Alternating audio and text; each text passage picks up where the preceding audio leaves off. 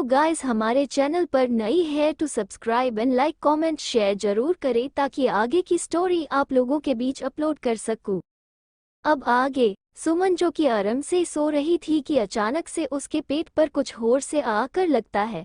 वो झटके के साथ उठती है और अपनी गन को खोजने लग जाती है, लेकिन उसे उसकी गन नहीं मिलती।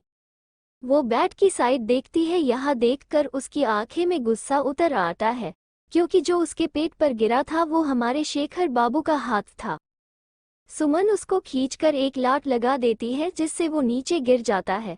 वो अपनी कमर को सहलाते हुए, हाय राम, कहाँ मेरी उम्र तुम्हारी कमर तोड़ने की है और कहाँ पर मैं खुद ही तुम्हारे हाथों से अपनी कमर को तोड़वा रहा हूँ।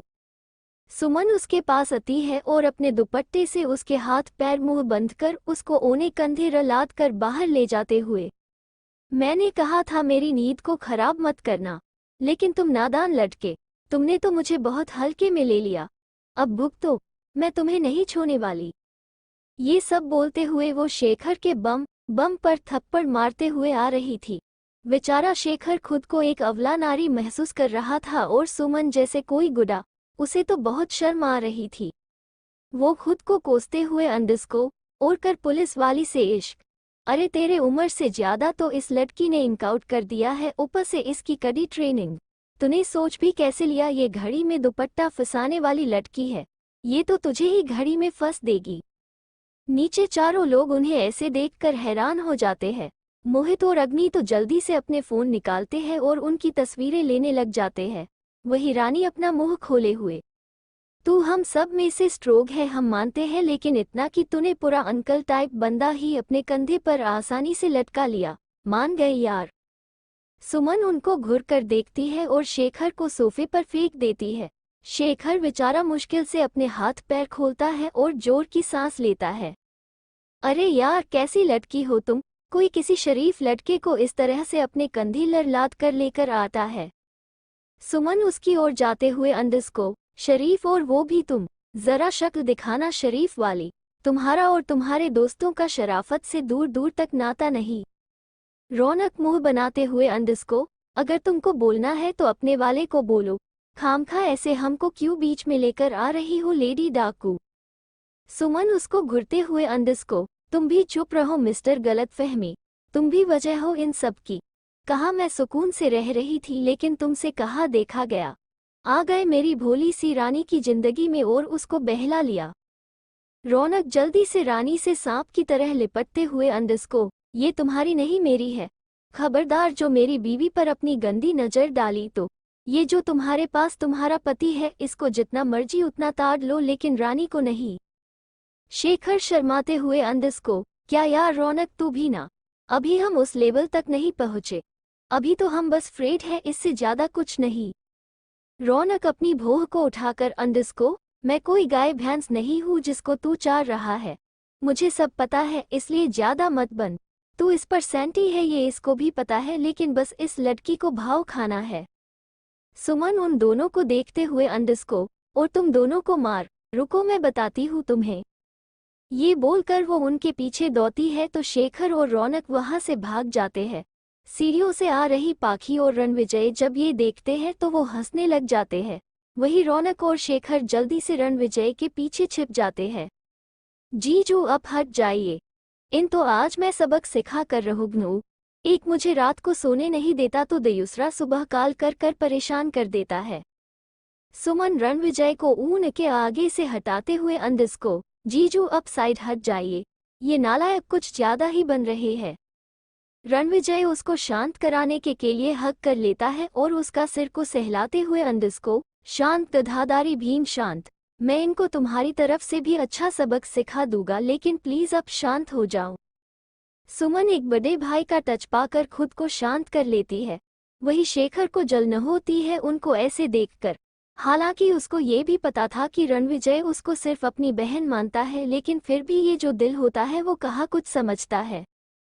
Equals equals equals less than equals equals equals वंश जो कि किसी से फोन पर बात कर रहा था, वो अपनी आंखें छोटी करता है और काल कट करके सामने लगी सुमन की फोटो को देखते हुए, हार्टलेस, पत्थर दिल, इनकाउंटर स्पेशलिस्ट, हा, क्या करूं मैं तुम्हारा।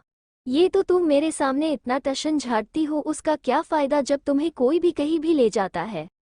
I mean seriously. Your cop and someone kidnapped you and took you to the vacation and the place no one know. बहुत अच्छा छोटी, ऐसे ही करती रहे बहुत होता जाएगी। तभी पीछे से अंजलि आती है और उसको अजीब नज़रों से देखते हुए अंदस को लगता है मिस्टर किडनैपर का कोई नट ढीला है, इसलिए तो वो खुद में ही बड़बड़ा रहे हैं, भाग ले यहाँ से अंजलि, इससे पहले ये तुझे कोई नुकसान पहुँचा दे। ये खुद में बोलकर वो वहाँ से किस करने वाली होती है कि उसकी अच्छी किस्मत के सदका वो पेपर से टकरा जाती है और टेबल पर रखा हुआ पानी का ग्लास एक तेज आवाज के साथ टूट जाता है। अंजलि अपनी आंखें कस के दबा के दैट्स ग्रेट, बहुत अच्छी बात है अंजलि, तो किसी भी खतरनाक जगह पर ऐसी चीजें मैंने कैसे कर लेती है, वरना लोग होते हैं जो शेर के मुंह से भी बचकर निकल आते हैं, लेकिन एक तू है जो अगर सीधे से रास्ते में भी जाएगी ना तो फिर एक बड़े से खड्डे में जरूर कर जाएगी। वंश अंजलि को देखकर पहले तो अपनी आंखें छोटी करता है, फिर अपना मुंह बना लेता है, फिर वह उसको घूरते हुए अंदस को इस तरह से किसी के घर में चोरों की तरह उनके कमरे में झांकना और फिर वहां से चोरों की तरह ही उल्टे पांव वापस जाना, क्या यह अच्छे मैनर्स की निशानी है अंजलि भी अपना मुंह बनाते हुए अंदस को, हाँ तो किसने बोला था कि किसी शरीफ लड़की को उठाकर ले आओ और अपने घर में बंदी बनाकर रख दूं।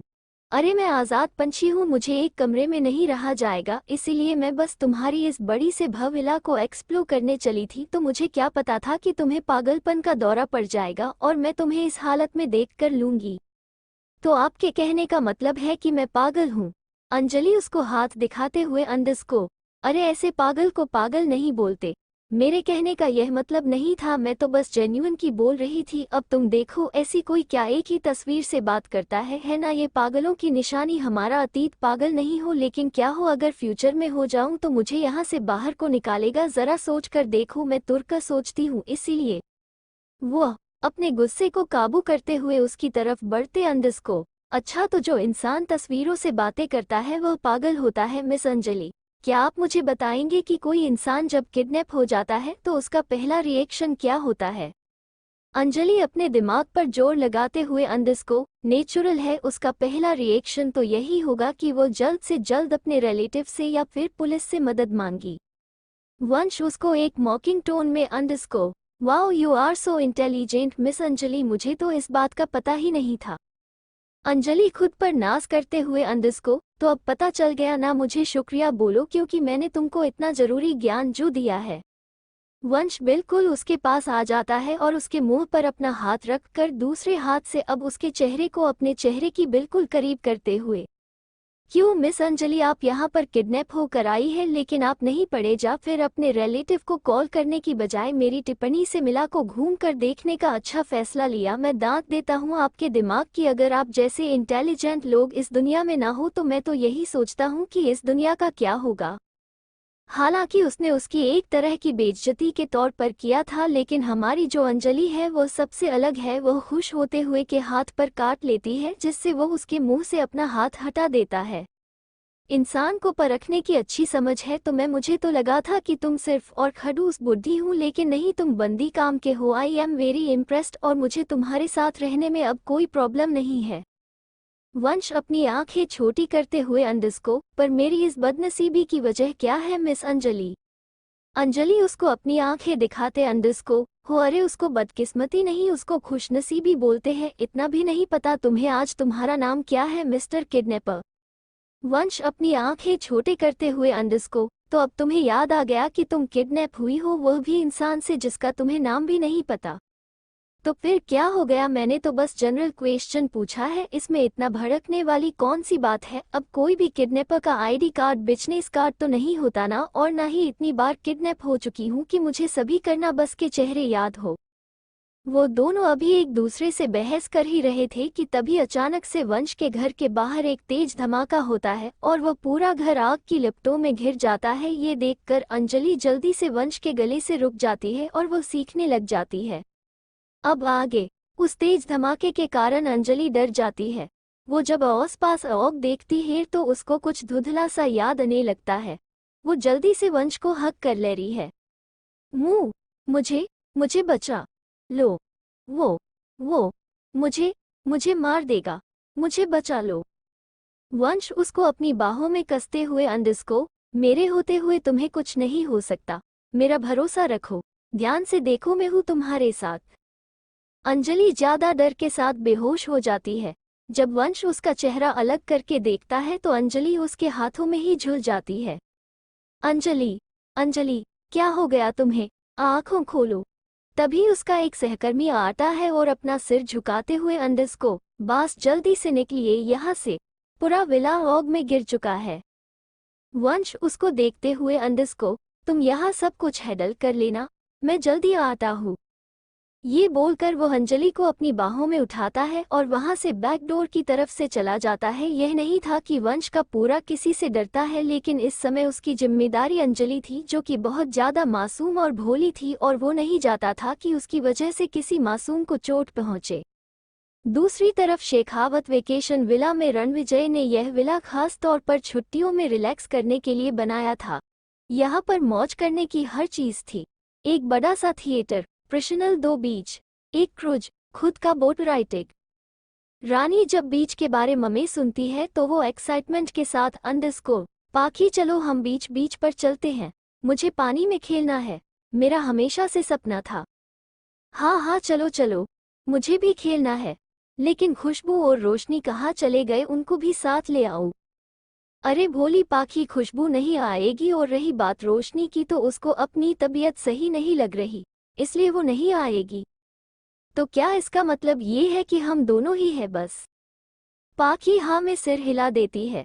उनका ये तमाशा देखकर और खुद को इसे सरेआम इग्नोर करता देख सुमन अपनी आंखें छोटे करते हुए कि अंदिस्को, तुम दोनों को क्या मैं नहीं दिख रही? मैं भी यहाँ हूँ, मुझसे पूछना जरूरी नहीं है क्या? रानी उसको चिढ़ाते हुए अंदिस्को, ओह तो तुम हो यहाँ पर, मुझे नहीं लगा था तुम्हारा और मस्ती का नाता है, वैसे भी तुम हमसे इतनी बड़ी जो हो। सुमन अपनी आंखें छोटी करते हुए अंदिस्को, मैं तुम दोनों से बस 3 साल बड़ी हूँ, कोई बाबा आदम कर जमाने की नहीं हूँ जो तुम लोग मुझे इनडायरेक्ट बुढ़ा बोल रही हो। रानी और पाखी अपने बत्तीसी सुमन को दिखा देती है तो सुमन अपनी आंखें रोल कर लेती है। वो सभी अपने रूम में जाते हैं और स्विमिंग कॉस्ट्यूम पहले चले जाते हैं। सुमन एक बॉडी फिट स्विमिंग कॉस्ट्यूम पहनती है। वो अपने बालों को खुला छोड़ देती है। उस पिंक कलर के स्विमिंग सूट में वो बहुत ज्यादा क्यूट लग रही थी। हमारी रानी ने एक ब्लू सी थरू ड्रेस पहनी हुई थी जिसमें वह भी बहुत ज्यादा प्यारी लग रही थी। वही हमारी क्यूसी पाखी ने एक बेबी पिंक कलर की 2 पीस पहने हुए थे जिसमें वह भी बहुत ज्यादा प्यारी और बहुत ही क्यूट सी बच्ची लग रही थी।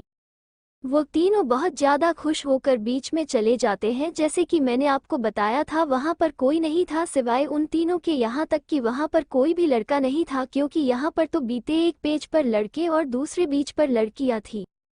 पाखी सब पर पानी फेंक रही थी।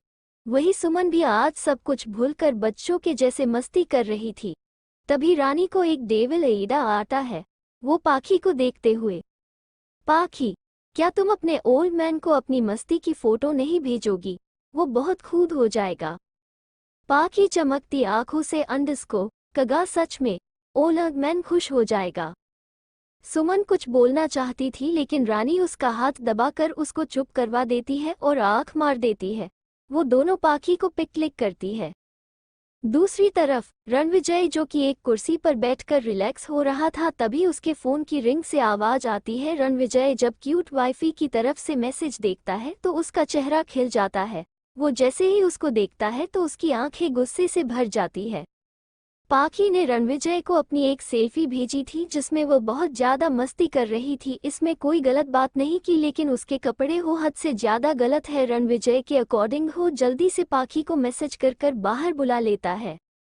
पाखी जब रणविजय का मैसेज देखती है तो वह भी पहले तो कंफ्यूज हो जाती है, लेकिन फिर वो बाहर आ जाती है और हिरन विजय को देखती है जो कि वेटिंग हॉल में बैठा हुआ था। ओल्ड है, आपको क्या हो गया? आपने पाखी को क्यों बुलाया? रणविजय उसको कोई जवाब देने की बजाय उसका हाथ पकड़ता है और उसको लेकर अपने रूम में चला जाता है। वो पाखी को बेड पर धक्का देता है और गेट बंद कर देता है।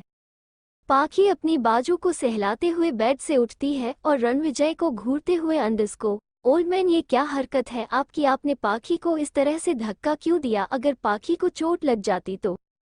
और जो चोट मुझे तुम्हारी हरकत की वजह से लगी है पाखी, उसका क्या, मेरी चोट का क्या पाखी? पाखी जल्दी से होती है रणविजय का हाथ को चेक करते हुए। ओल्ड में आपको चोट लगी है? कहाँ लगी है, बताइए, दिखाइए मुझे। पाखी अभी सही कर देगी। पाखी आपको हट नहीं देख सकती। रणविजय खुद के लिए पाखी की आंखों में इतनी फिक्र देखकर रणविजय का दिल पिघल जाता है। वो अब उस पर गुस्सा करता भी तो कैसे वह नीचे सकता है और उसके होठों को अपने होठों के बीच में ले लेता है। वो उसके होठों को बहुत ही प्यार से चूम रहा था। पाखी को समझ ही नहीं आया वो क्या करे सिवाय उसका साथ देने के। पाखी रणविजय को उसके मन की करने देती है। एक प्यार सिर्फ शुरू हुई थी कि सब पैशनेट और हंगरी किस में बदल जाती है। पहले तो रणविजय उसके होठों को हल्के हल्के अपने होठों से दबा रहा था, लेकिन अचानक से ही वो उसके होठों पर एक रफ और डल किस करने लग जाता है। किस में साफ तौर पर जलन थी।